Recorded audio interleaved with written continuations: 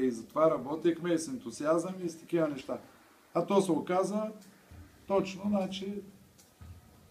И сега в последния момент решиха, че едва ли не кмета трябва да спася. По каква причина?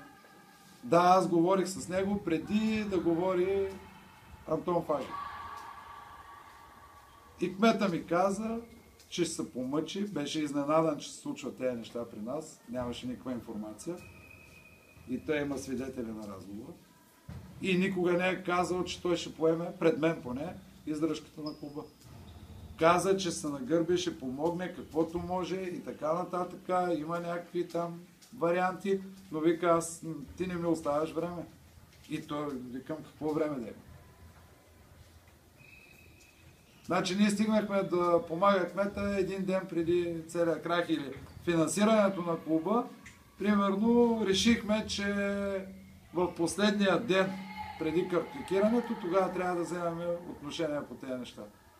Или тогава да търсиме варианти. Макар те не знаеха до сега, че не могат да финансират клуба.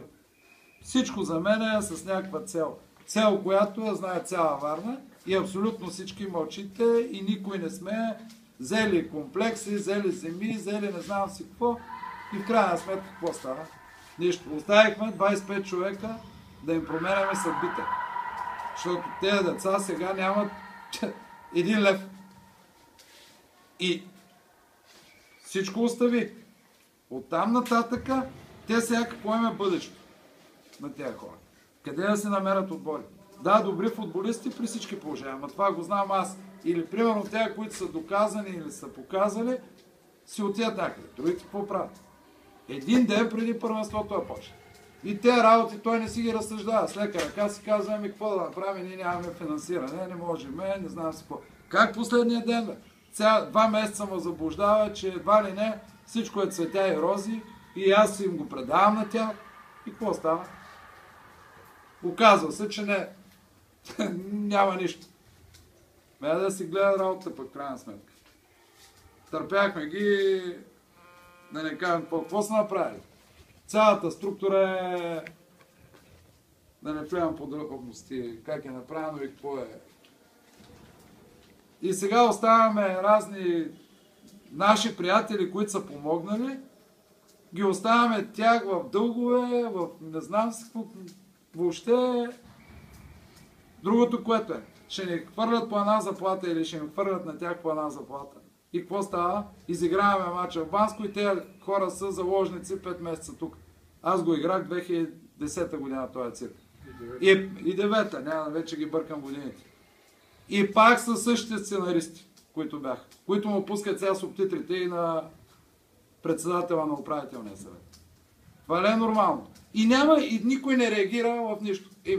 И на мене пък ми писна да се боря и аз с вятърни намъци. И най-сега, което ми тежи, че тези хора ги оставихме на улицата един ден преди първенството. С лека ръка. В това число се вкарвам и себе си, защото пък аз съм ги убеждавал да идват тук, че всичко ще е наред. Така ми е било предавано. И нищо. И сега решаваме си, няма да има клуб. Първият отбор няма да има. Ще има клуб, ще има такова и то така най-лесно е. Ама ти ли ще управляваш? Какво повече да говоря? Я взех перфектен отбор. Уникален отбор, който поне в моите виждания. Който се труди, играе, към тях никакви претенции. Прекрасни футболисти, дано който вземе от тях ще спечели. И те, большинството от тях се намерят отбори. Млади футболисти, които пък трябва да претърпят някакво развитие, сега ги оставяме, те къде да отидат? В Бяла. Да тренира по 3 пъти в седмицата. Какво развитие? Той по-хубаво се отказа. Като няма една структура, един клуб, тук да може да си играе и всичките сме ги приобщили.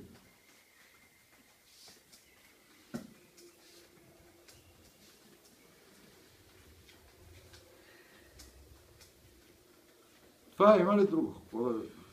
Пита някой.